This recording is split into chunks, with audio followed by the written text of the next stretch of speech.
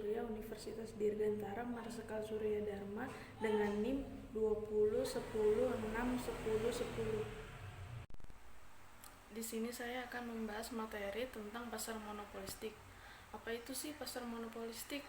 Apa saja karakteristik pasar monopolistik, kelebihan dan kekurangannya, keseimbangan pasar persaingan monopolistik, dan contoh soal studi kasus tentang pasar persaingan monopolistik.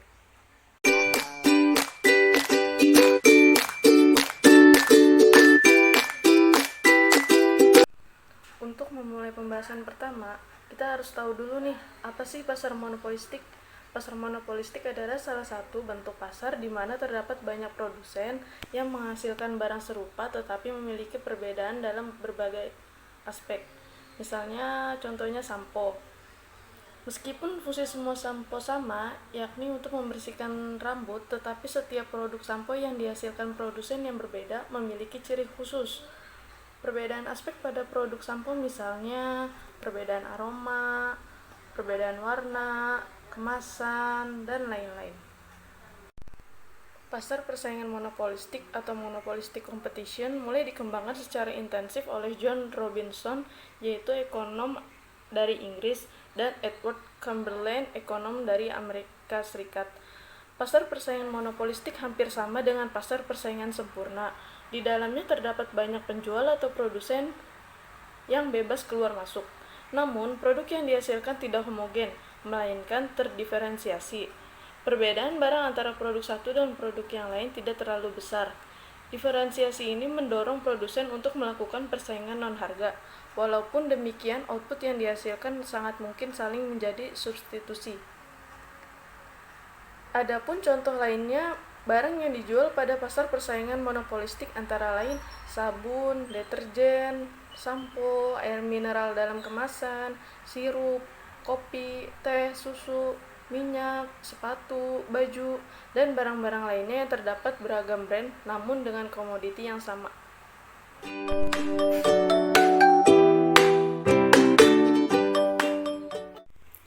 Selanjutnya ada karakteristik pasar persaingan monopolistik, yaitu yang pertama, produk yang terdiferensiasi.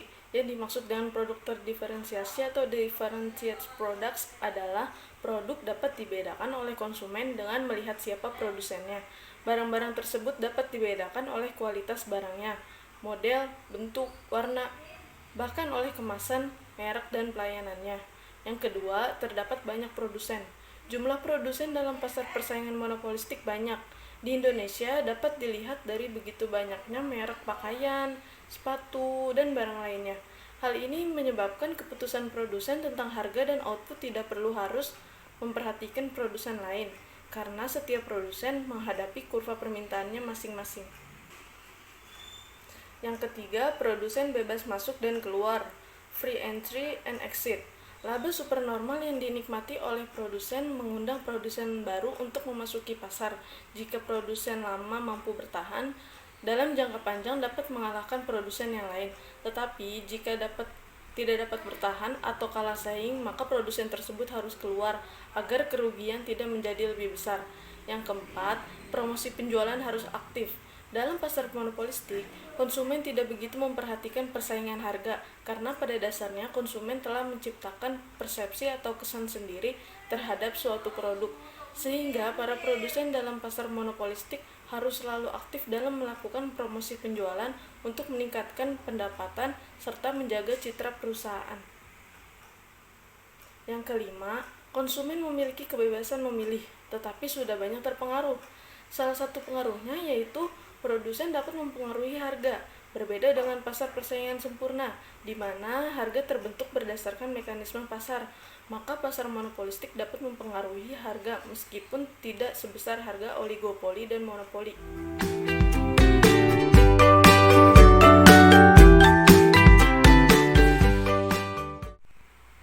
Lalu, kita beralih nih, apa saja sih kelebihan dan kekurangan pasar monopolistik ini? Kelebihannya yang pertama, banyak produsen di pasar yang memberikan keuntungan bagi pembeli atau konsumen untuk dapat memilih produk yang terbagi-bagi. Saya akan sedikit menjelaskan tentang salah satu kelebihan pasar monopolistik. Banyak produsen di pasar yang memberikan keuntungan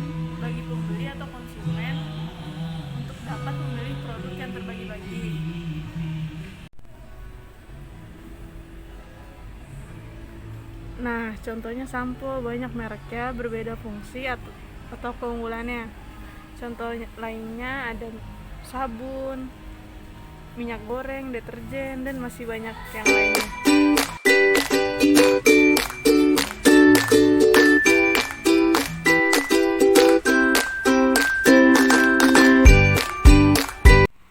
Yang kedua, diferensiasi produk mendorong konsumen untuk selektif dalam menentukan produk yang akan dibelinya dan dapat membuat konsumen loyal terhadap produk yang dipilih.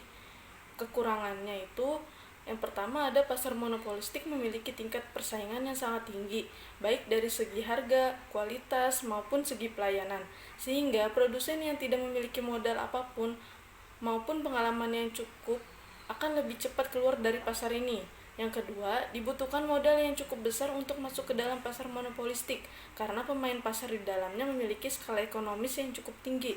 Yang ketiga, harga produk naik terus. Pasar ini mendorong produsen untuk selalu berinovasi, sehingga akan meningkatkan biaya produksi yang akan berimbas pada harga produk yang harus dibayar oleh konsumen.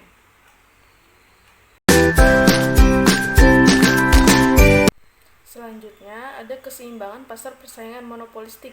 Yang pertama, keseimbangan jangka pendek. Keseimbangan jangka pendek tercapai bila MR sama dengan MC. Dalam jangka pendek, produsen akan menikmati laba supernormal. Berikut adalah kurva dan penjelasan dari keseimbangan jangka pendek.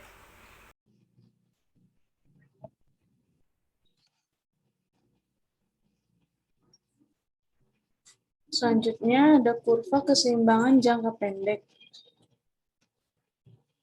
Kurva yang sebelah kiri, pada gambar sebelah kiri ini bagaimana penjual memperoleh profit atau memaksimalisasi profit. Produsen memperoleh laba dari penjualan produk dengan harga P1 dan kuantitas Q1. Laba maksimum dapat terpenuhi ketika MR sama dengan MC. Di titik ini, MR sama dengan MC. Harga jual lebih besar daripada biaya marginal. P1 lebih besar dari MC di atas ini. Besar laba supernormal yang didapatkan adalah area segi 4 P1, A, B, dan C. Segi 4 ini laba supernormal. Pada gambar sebelah kanan, penjual mengalami kerugian. Bagaimana meminimalisasi kerugiannya? Kurva AC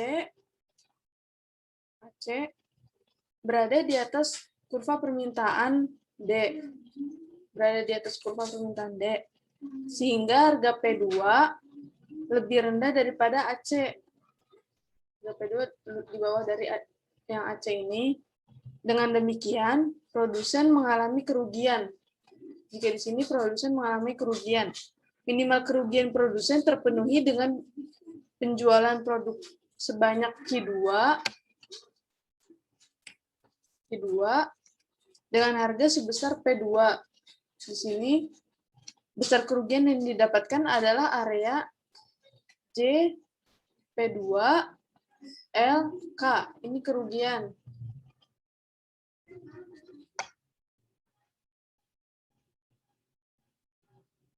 Yang kedua, keseimbangan jangka panjang. Dalam jangka panjang, produsen dalam pasar persaingan monopolistik hanya menerima keuntungan normal, seperti halnya perusahaan dalam pasar persaingan sempurna. Berikut ini adalah kurva serta penjelasan dari keseimbangan jangka panjang.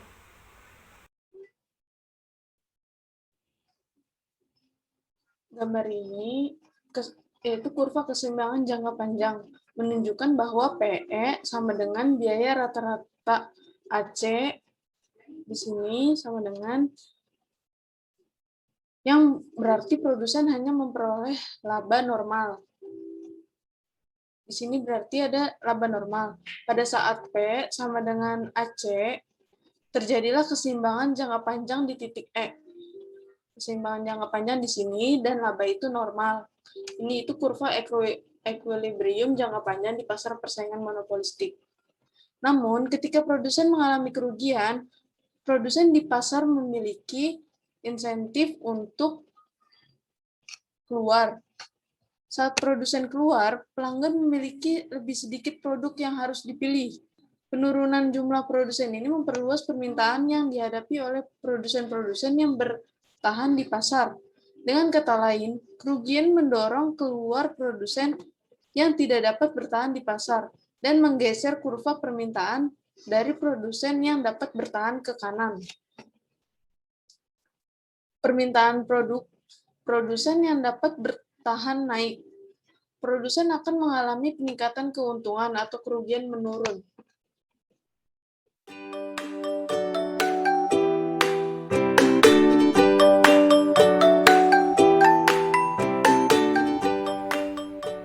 Adapun contoh soal studi kasus dari pasar persaingan monopolistik, yaitu air mineral dalam kemasan.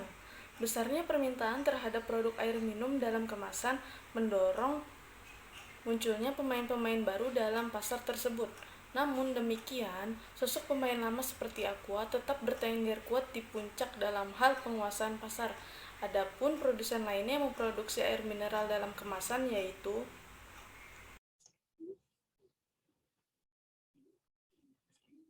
Ada Cleo, Aqua, Club, Levius, Fit, Duatang, Alfa, Ades, Oasis, Prima, Nestle, Indomaret, Le Mineral, Total 8, Super O2, Alaim, Saka, dan masih banyak yang lainnya lagi perusahaan yang produksi air mineral dalam kemasan. Untuk kejadian nyata tentang teori-teori di atas akan saya ambil sebuah tempat warung kelontong yang menjual berbagai macam air minum dalam kemasan. Di setiap warung pasti menjual lebih dari satu macam air minum dalam kemasan. Misalnya kalau di sini ada Aqua, Oasis, Gunung. Di sini saya akan bertanya sedikit, kenapa sih menjual lebih dari satu macam air minum dalam kemasan?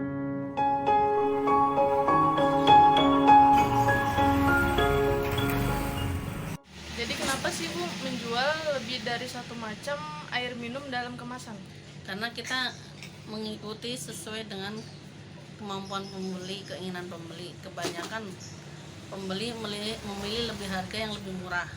Kayak misalnya kemasan botol Oasis 2.000, sedangkan kalau Aqua 3.000. Otomatis pembeli memilih yang lebih murah yang 2.000. Jadi lebih tepatnya mencari yang harga yang lebih murah ya Bu? Ya betul. Alasan saya memilih tempat ini sebagai studi kasus kali ini yaitu karena warung kelontong mudah ditemui di mana saja dan banyak warung juga yang menjual air minum dalam kemasan lebih dari satu macam. Lalu tempat ini juga sesuai dengan materi yang saya bahas kali ini tentang pasar persaingan monopolistik. Kaitan studi kasus ini dengan teori-teori di atas yang sudah saya jelaskan, yaitu air minum dalam kemasan merupakan salah satu contoh pasar persaingan monopolistik di mana terdapat banyak produsen yang menghasilkan barang serupa tetapi memiliki perbedaan dalam beberapa aspek. Aspek yang membuat berbeda setiap air minum dalam kemasan, misalnya Aqua memiliki ciri khusus atau keunggulan berbeda dengan merek lain. Air mineral Aqua berasal dari 17 sumber air gunungan terpilih dari Sabang sampai Merauke. Oasis pun mempunyai ciri khusus atau keunggulan di sini, yaitu berdedikasi untuk menyediakan air minum yang aman dan higienis untuk memastikan masyarakat tetap aman.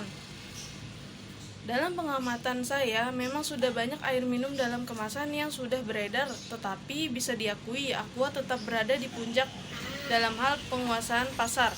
Karena setiap saya ke warung rata-rata yang dijual pasti ada Aqua. Adapun artikel yang mendukung kejadian tersebut dan teori tersebut yaitu dalam artikel berita cekaja.com. Aqua menjadi salah satu perusahaan air minum dalam kemasan terbesar di dunia. Danone menempati urutan ketiga terbesar di dunia. Nah, merek air mineral andalan Danone yaitu Bonafont dan Aqua. Di dalam artikel ini dijelaskan merek Aqua menjadi merek air mineral nomor 1 di dunia. Bahkan bisa dikatakan Aqua menempati tahta tertinggi di Indonesia. Aqua sendiri pertama kali diproduksi oleh PT Aqua Golden Mississippi yang didirikan tahun 1973 oleh Tirto Utomo. Selanjutnya beraliansi dengan Danone pada 1998. Dari semua materi yang saya bahas dapat ditarik kesimpulan keseluruhan, yaitu di pasar persaingan monopolistik, harga bukanlah suatu faktor yang dapat mendongkrak penjualan, tapi bagaimana kemampuan produsen atau perusahaan menciptakan citra yang baik di dalam benak konsumen atau masyarakat, sehingga membuat mereka ingin membeli produk tersebut meskipun dengan harga yang agak mahal. Oleh sebab itu, setiap perusahaan yang berada di dalam pasar monopolistik harus selalu aktif mempromosikan produknya sekaligus menjaga citra perusahaannya. Mungkin itu saja yang dapat saya sampaikan dalam pertemuan kali ini. Jika ada kesalahan, saya mohon maaf karena saya hanya manusia biasa yang tak luput dari kata salah dan dosa. Wabillahi taufiq wal hidayah. Wassalamualaikum warahmatullahi wabarakatuh.